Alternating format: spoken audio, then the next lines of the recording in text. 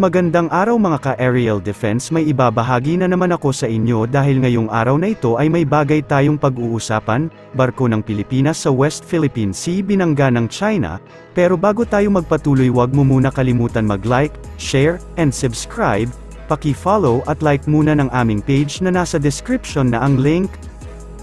Isang barko ng China Coast Guard at isang Chinese Maritime Militia vessel ang bumangga sa isang barko ng Philippine Coast Guard at isang barko na chartered ng Armed Forces of the Philippines, na nagdadala ng mga supply sa mga tropa na sakay ng BRP Sierra Madre sa Ayungin o 2nd Thomas Shoal sa West Philippine Sea ngayong linggo, ika-22 ng Oktubre.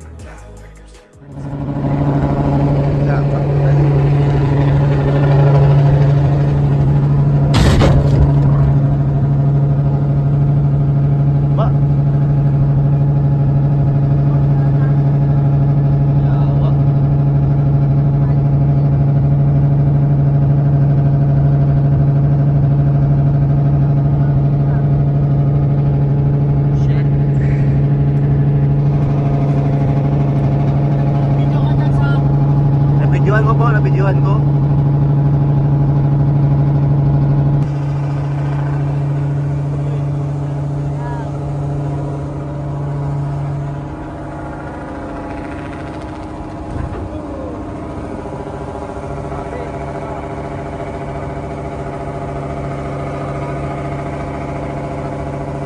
Binangga.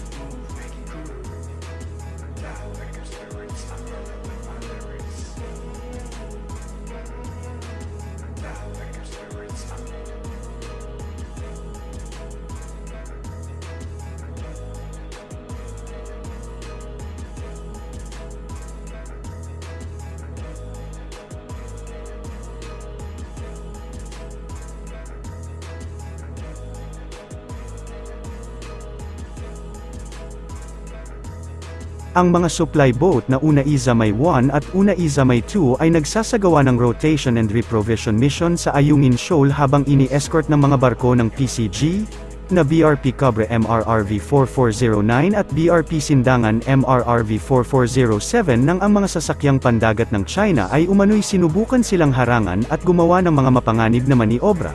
Sabi ng National Task Force for West Philippine Sea, sa kasagsagan ng paghabol, isang barko ng China Coast Guard na may bow number 5203 ang bumangga kay Una Izamay 2, sa humigit kumulang 13.5 nautical miles silangan-hilagang silangan mula sa posisyon ng BRP Sierra Madre dakong 6:04 AM, hindi pa ibinunyag ng mga awtoridad ang katayuan ng mga nakasakay sa supply boat. Samantala, ang port ng BRP Cabra ay nabangga rin ng Chinese Maritime Militia vessel habang ito ay nasa humigit kumulang 6.4 nautical miles hilagang silangan ng Ayungin Shoal. Ang National Task Force for the West Philippine Sea ay kinukundina sa pinakamalakas na antas ang pinakabagong mapanganib, irresponsible, at iligal na aksyon ng China Coast Guard at ng Chinese Maritime Militia na ginawa ngayong umaga, sabi ng National Task Force for West Philippine Sea. Binigyang diin ng National Task Force for West Philippine Sea na ang insidente ay lumabag sa soberanya ng Pilipinas, sovereign rights at jurisdiksyon sa lugar, at tahasang binaliwala ang United Nations Charter, ang United Nations Convention on the Law of the Sea o UNCLOS, Convention on the International Regulations for Preventing Collisions at Sea, na uugnay na International na Maritime Convention, at ang 2016 Arbitral Award na nagpawalang bisa sa mga claim ng China sa West Philippine Sea. Sinabi ng task force na ang mga kaugnay na awtoridad ay nasabi na sa insidente habang hinihintay nila ang kulminasyon ng resupply mission. Ang misyon ng rotation and reprovision mission ay patuloy pa rin, na ang Una Izamay 1 ay nakarating sa BRP Sierra Madre upang matagumpay na masupply ang ating mga tropa at tauhan na nakatalaga doon, sabi ng National Task Force for West Philippine Sea. Habang, sa isang pahayag na nakapost sa website nito, sinabi ng China Coast Guard na naharang nito ang mga sasakyang pandagat ng Pilipinas dahil sa umano'y pagdadala ng mga illegal na construction materials sa Ayungin Shoal, na tinatawag nilang Rene Reef. Sinabi ng China Coast Guard na gagamitin ang construction materials para ayusin ang sira-sirang BRP Sierra Madre, isang barkong pandigma ng Philippine Navy na sadyang sumadsad sa Ayungin para magsilbing military outpost. Sinabi ng China Coast Guard na ang barkong pandigma ay ilegal na nakasadsad sa dalampasigan, na dati ay hinimok nito ang Pilipinas na hilahin ang BRP Sierra Madre. Wala pang pahayag ang AFP hinggil sa insidente bagamat idiniin ito sa mga nakaraang resupply mission, na bahagi ng mandato ng militar ang pagpapanatili ng isang matitirahan na kondisyon para sa mga mandaragat na nakatalaga sa BRP Sierra Madre.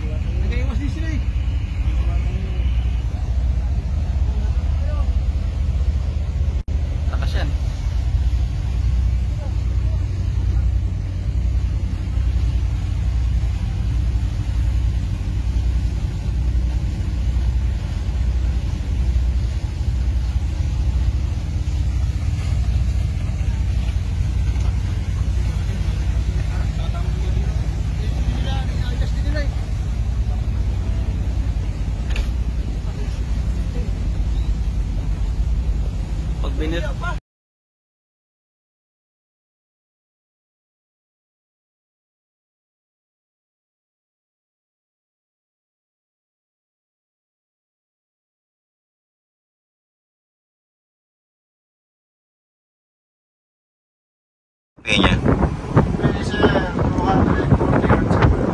Distance.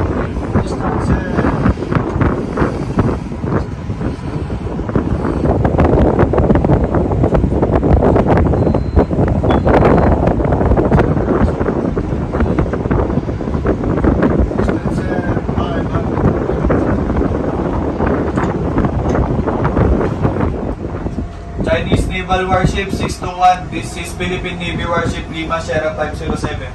In accordance with collision regulations, you are violating rule number 7 and endangering our safe navigation by blocking our course line. You are advised to keep clear immediately and avoid risk of collision. Again, you are advised to keep here immediately and avoid risk of collisions. Your actions are being recorded. Avoid offensive and intentional dangerous maneuvers. Over. Distance. Distance, sir. Pili ko muna sa Distance, sir. 400 yards.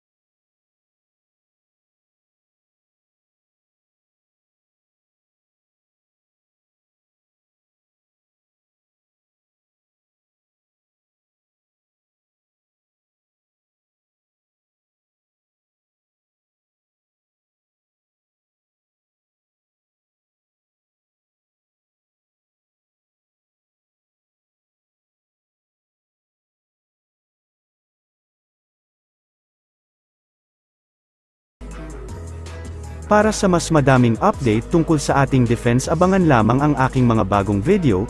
Para naman sa mga gusto magpa-shoutout, mag-comment lamang po at share, paki-follow at like muna ng aming page na nasa description na ang link. Pwede ka ring manalo ng pera or load dito kapag ikaw ay naging top fan nito at napili. Huwag mo na rin kalimutan mag-like, share, and subscribe. Pindutin mo na rin ang bell para updated kayo sa aking mga video. Maraming salamat po.